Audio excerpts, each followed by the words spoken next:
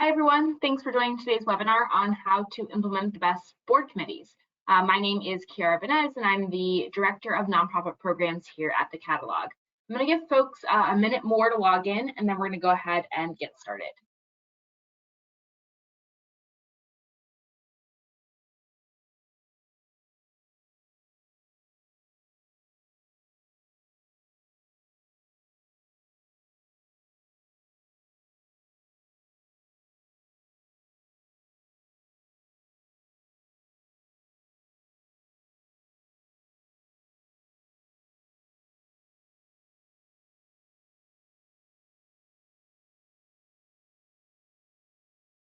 All right, welcome to those of you who just joined us. Again, my name is Kiara Benez, and I am the Director of Nonprofit Programs here at the Catalog. Today, we will be talking about how to engage your board members and really sustain their engagement through the use of board committees. We will be sharing the slides and recording after today's session, so don't feel like you have to take copious notes because we will be sending those out. So boards, just generally starting out, setting the context here, boards are a vital resource for our organizations, so it's really important that they're functioning in an efficient and effective manner. Over the last few years, especially, our boards have been involved in our strategies and organization and have had to make a lot of choices, right, in the direction we are moving. Even in more normal times, though, boards have been involved in development, feedback, and many choices that ultimately guide our work. So it's important that we really have those engaged boards, especially as we are all looking to bring back events and programs in person, and as we make decisions around balancing that with the virtual work that we have done and will continue to do. We want to make sure that we are engaging our boards intentionally, making sure that we're connecting with our board members so that we can create that greater engagement with our organizations. And again, given all the change you may have over the last few years, you may have some less involved members. So right now, it's just really a good time to remind board members why they care, and committees can be a good way to do this. And then finally, over the last few years, we have had to make some tough choices pretty regularly. And a well-functioning board can make these decisions easy and help guide us, whereas a less efficient board could be that stopgap that we are looking to avoid. So either way, timely choices are constantly happening. So a regular path for information is vital, and well-functioning committees help spread the work and ensure that we are on track to meet our organizational goals. As we also see the national trend of more people volunteering but less following through, while our board members have made a distinct commitment, right, they're not completely volunteer, we can use committee work to really increase that engagement and the likelihood of follow through. So committees are a great way to kind of spring your board into action, especially if your board has kind of taken some time off or time from being less engaged, really bringing them back through their engagement and planning for the years ahead. So before we dive into things, though, I want to start off by just talking about what some of the parameters of a board committee are. Committees can be critical. They can be that difference between, again, a well-functioning board and an ill-functioning board with a lack of direction, which I think we can all agree is not what we are aiming for. But in terms of what they are specifically, they're focused, they're smaller than a total board, a smaller group than a total board, and they're official. So in terms of being focused, board committees are topic-based or have a long-standing strategic role. When we talk about long-standing and strategic, I'm talking about the more universal committees. So your executive committee, your finance committee, your development, sometimes a governing committee. Overall, what we see in terms of our partners are about 99% of our partners have that executive committee. So if you don't, you likely want to start there. But then about 95% have a finance committee where the board treasurer is the chair, and then about 75% of them have a development/fundraising committee and a governing committee, which is focused on policies, best practices, recruitment activities. But in addition to those long-standing committees, you may also have some ad hoc committees that may be focused on a specific topic, such as a specific campaign, an event, a strategic planning initiative, but you want to think of committees as really an avenue of getting the work done. So while the entire board should be involved in decision making and hearing what the committee presents and is working on, It really is up to the committees to focus on their topic area and be those experts and have action items, deliverables in that area. And this really helps to spread responsibility, but also to focus responsibility. So as we think about it, we want to think about the focus. How are we creating board committees that are focused in the ways that make sense for our organization? The other thing we like to mention here is that they're a group, and a group smaller than the total board.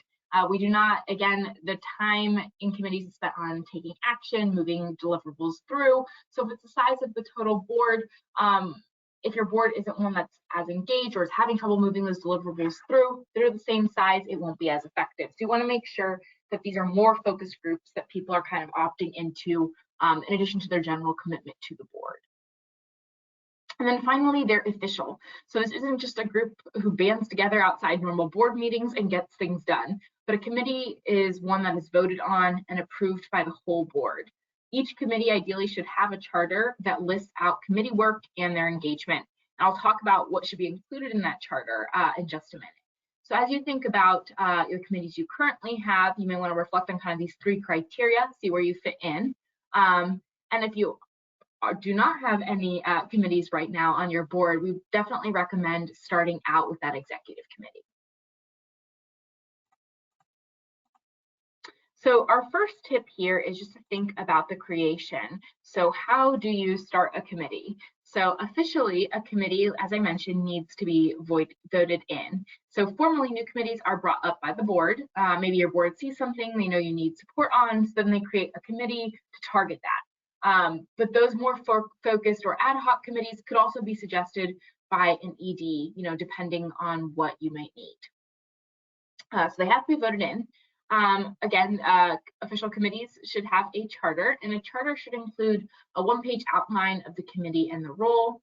It should focus on how long this committee is active. If it's an ad hoc committee, if it's one that's a long-standing committee, should include the main focus, key responsibilities, outcomes, term limits. So just as we think about term limits with board members, we also want to think about term limits on committees. Again, these are places where people are doing a lot of work, and so term limits are helpful because it helps keep the responsibilities fresh, and that no one person is saddled with one responsibility for the entirety of their board participation and involvement. In the charter, you'll also want to highlight how big the committee will be. Again, you want to keep it smaller than the size of the whole board. And then it could also include meeting frequency, committee makeup, whatever makes sense for your organization or kind of falls in line with other committee charters there.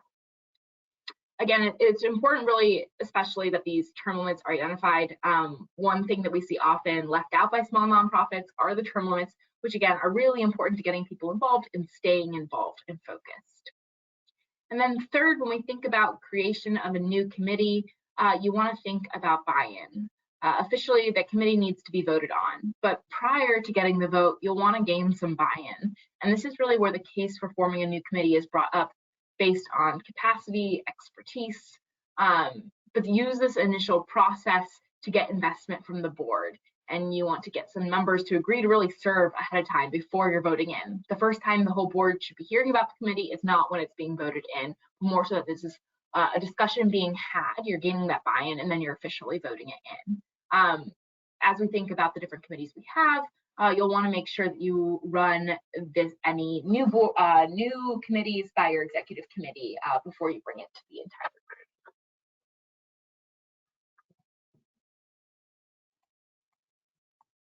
So tip number 2 here is to get work done. So in terms of the type of work and how to create that accountability that these committees are helping to foster, that can really be the difference between a successful committee and an unsuccessful one. So what you should be doing and kind of how to get this work done, how to get this accountability is to define deliverables. So thinking about what will be created in what amount of time. You'll want to use meetings to set deadlines and expectations and ensure that work is paced out as much as possible. Your goal for long-standing committees really should be sustained work. Yes, there will be busy seasons, but for the most part, you want to spread your work and use meetings effectively. You also want to make sure that people are recommitting biannually to the committee so that people are committed. The only exception to this would be any sort of special action committees. Again, those event committees that may only last for a year or certain number of months. In terms of what to avoid, you want to stay above staff work in most cases. You want to stay out of staff work and out of operations. Boards really exist in the on the spectrum of being a fully working board to being a governance board, but regardless of where you are in those operations, if there are staff members who are paid by the organization, or even if they're volunteers with the organization, you want to try to keep board work and board committee work out of the operations as much as possible. And then finally, things to avoid, there should be set deadlines for all committees, even standing ones. And this is really, again, if we think of committees as another way of managing another project, just helps to keep projects on track. Easy to forget to do if you have a long-standing committee, but really, if you find that you do have a long-standing committee that isn't meeting deadline or isn't meeting different deliverables or providing those, executing on them, setting those deadlines can help it function to the best of its ability. As we think about getting the work done, again, the meetings that are happening, they happen outside the general board meeting. These committee meetings are happening separately. And this is really where the work is being done, so that the time during the meeting is reporting out to the full board, asking for questions and thinking about the collaboration.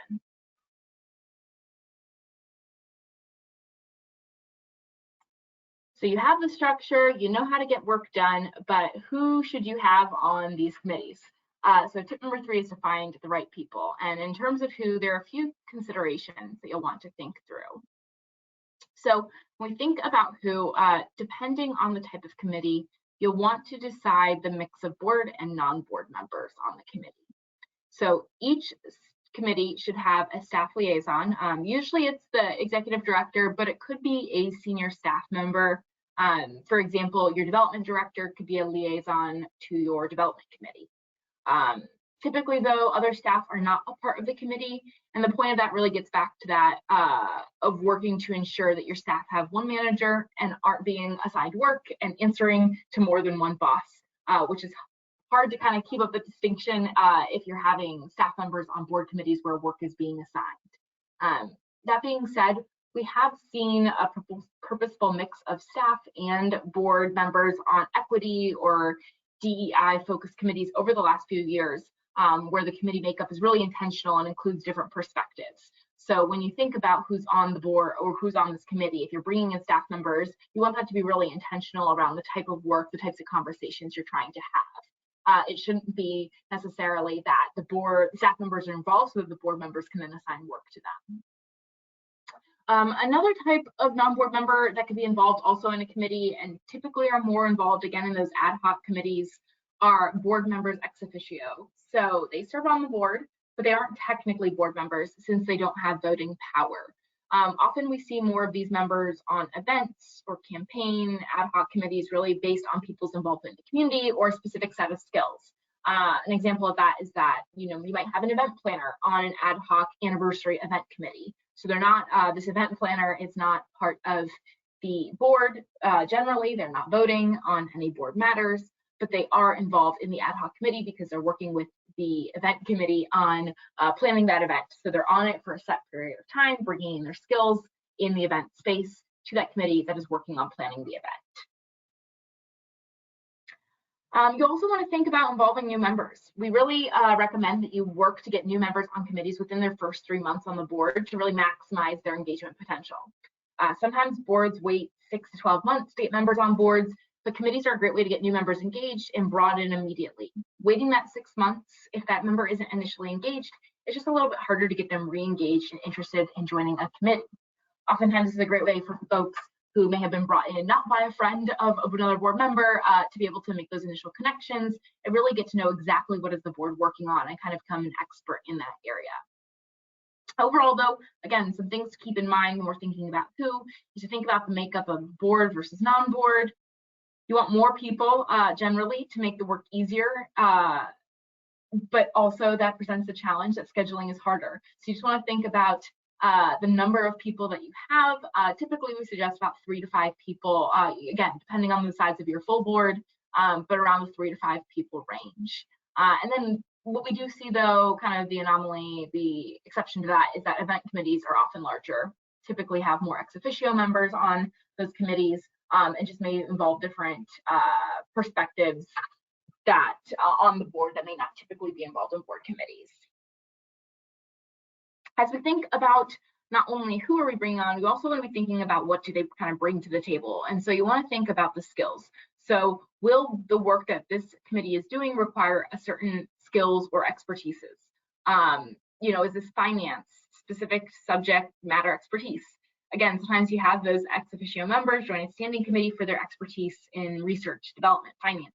But typically, again, they're brought into those shorter term committees, those ad hoc committees based on their skill sets for that shorter term project. When you're thinking about the who, you also want to think about their networks or perspectives that could be helpful to have, and also the time requirement. So what are you asking of folks, making sure you're clear at the outset with your request, and then thinking about not only what skills can they bring, but are they a part of the network that you definitely want to engage in a specific event? Or if you're doing, you know, a steering committee or a strategic planning committee, do they have access to networks that will help you really aid in the success of the carrying out of these different plans?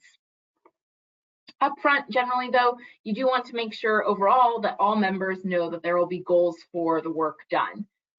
They may be focused on engagement community, but you want to make sure that these goals are set for the committee ahead of kind of recruitment. You want obviously make sure that goals are set with the full group, but there should be initial goals for the committee as it's being developed. And this can really, again, help inform who we're inviting and can be that recruitment tool. If you're sharing the goals that you all have, they could be something to get new members excited about, or general board members who are not part of the committee to be really excited and join that. Also, as we think about goals for the recruitment of this, sometimes the goal could just be to re-engage less active board members. You know, if we need a current skill set, we don't currently have it on the board, we can use that as a recruitment tool. But if our goal is just generally to engage less active board members, we want to look for places that we can really, what committees could use their expertise, or what committees are pretty active that they can get involved in right away. I'll pause there. I've mentioned a lot so far. I have a couple more tips, but I'll pause there to see if any questions are coming up for folks.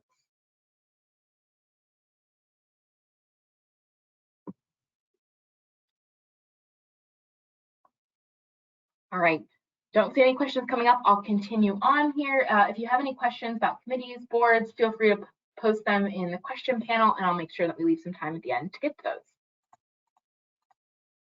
So tip number 4 here is to share the ownership. This really helps to elevate the role of your committees. Again, committees are a really great way to get the work done, as I previously talked about. So but you also want to make sure that the ownership is shared. You have your board committees established and set up, and so now here are a few ways to really elevate your committees and ensure that smooth workflow.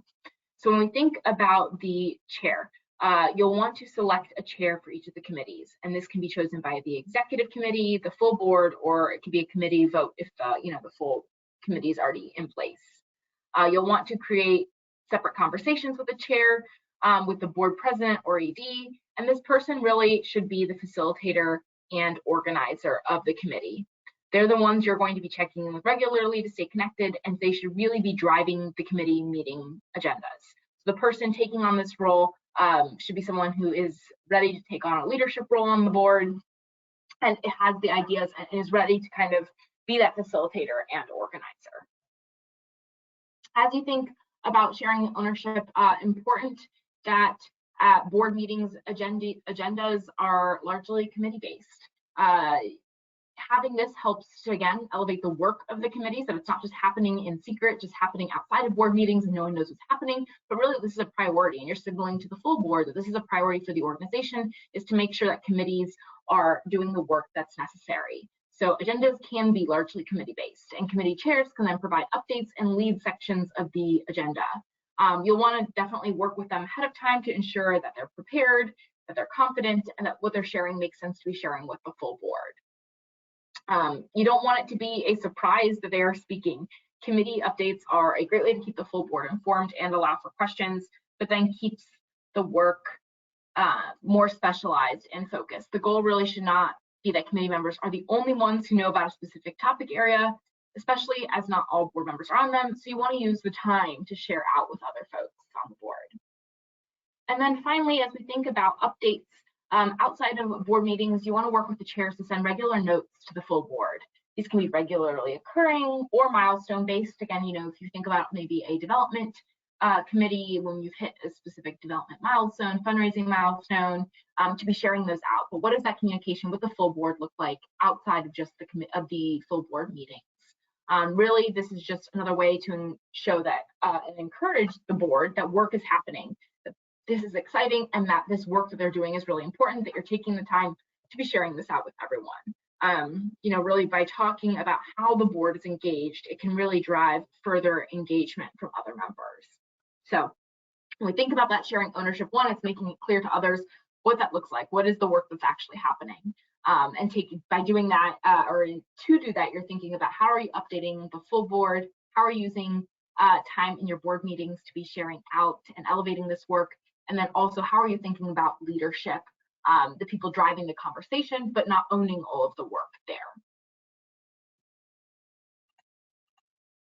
And then my final tip, number 5 here, is to work with staff. So I talked a little bit about this, making sure that, committees that do have some staff members on them and board members, that it's not just an assignment of work. So establishing a workflow is really important with many moving pieces. So you want to establish roles and how you all work together as staff is involved with board work. So think about, kind of broke it out into 3 areas of thinking about the ED, the broader team, and then just thinking generally how we're talking about outcomes. So with our executive director, EDs do not need to be at every committee meeting. They may be involved more or less involved, just kind of depending on the focus of the team, but they should be aware of what is happening. So, some senior staff should be available at many meetings, but again, you have to think about how the ED is using their time in terms of being a liaison for specific committees, keeping abreast of different issues, but they don't have to be at every meeting. As we think about, for example, maybe an ad hoc strategic planning committee, your executive director is more likely to be involved. But when we think of senior staff the senior staff may not be involved in maybe those strategic planning committees. That being said, senior staff that lead business lines that have a direct tie to a committee should be available at many meetings. So if you have a development director, maybe that development director is available just to answer any questions regarding development committee work. Again, EDs are typically the liaison, but depending on your staff, you could also have senior staff act as a liaison eventually. As we think about the broader team, again, committees should not be doing operational or staff work. They're really to drive projects from the perspective of being a resource, sounding board, or offering information. So as an executive director, staff should be coming to you if that is not the case. Sometimes you'll have something forwarded to you and it may make sense for your staff to do it to keep the board happy.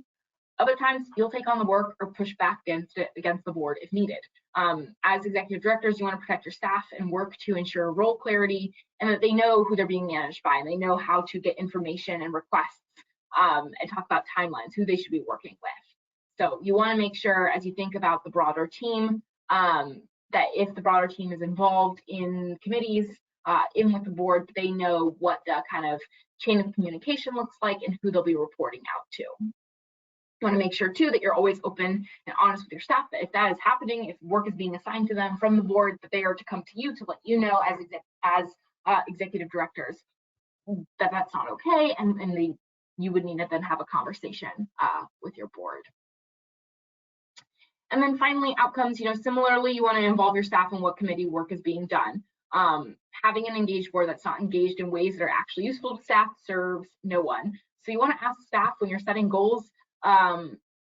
Again, as you are setting these goals, you want to make sure that staff are involved in that, because as these committees are setting up workflows and as they're deciding responsibilities, you want to make sure that there's open communication between you and your staff in terms of what support could they use from the board, if there is board support, and that is what the board doing helpful, because if not, that's a conversation about what that board committee should be focusing on. So overall, again, we see board and non-senior staff members coming together more in those DEI committees, sometimes in event committees. Typically, though, you see senior staff available or working and being liaisons with specific committees. Executive director generally knows what's happening with each of the meetings. Broader team, the big takeaway here is just to make sure that work is being assigned appropriately and that there are stopgaps and kind of in place or systems in place in case it isn't. So I covered a lot here. If you're not sure where to start, 6 things that you can do now. So 1, prioritize. So next thing to do would be to choose 1 to 2 new committees at most, if that is something that is on your mind. If that's why you attended today's webinar, you want to think about what does your current committee makeup look like, and are there 1 to 2 committees that you do need? You don't want to take on too many more.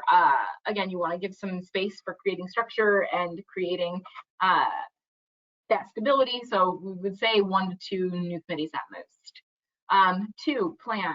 Think about your committees across the rest of 2023. Are there any ad hoc committees that you need? If so, start getting that buy-in right now. 3, recruit. So you want to look at new board members. So are there people that you can get interested in a new committee before launching, or are there any new board members that are coming in that you want to be able to bring onto committees? Start thinking about that. Tip number 4, or kind of item on the checklist number 4, is to stay connected with your committees by checking in and talking with chairs monthly. If you're not already doing that as an executive director, set up those regular check-ins so that you're aware of what's happening and that you are making the time during general board meetings to be sharing out on the agenda or the different updates. Tip number 5 here, evaluate, ask members and chairs how committees are working. This is a good time where we're early in the year that you can adjust kind of trajectory to see how our committees working. Do any edits need to be made? Do we need to revisit the committee charter? And do staff, or this is the work that committees are doing, supportive of staff, have those conversations. And then 6, here is to discuss. So use board meetings again to have those conversations about committee work with the whole board to really elevate the importance and responsibilities in the work that's being done. That is all I have for folks today. Again, we went over a lot. We will be sending out the recording and slides after today's session. We also will be sending a survey, so feel free to provide us feedback there. I will pause here and stay on for a few more minutes. If anyone has any questions, feel free to submit those and I will get you an answer.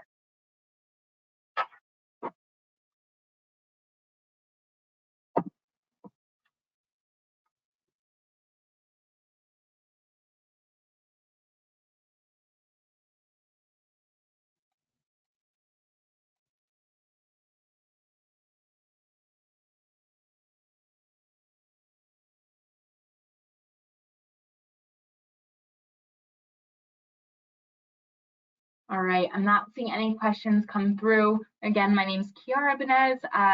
My email will be sent out after today's session. Feel free to reach out to me with any questions you may have, and we're happy to always provide more resources.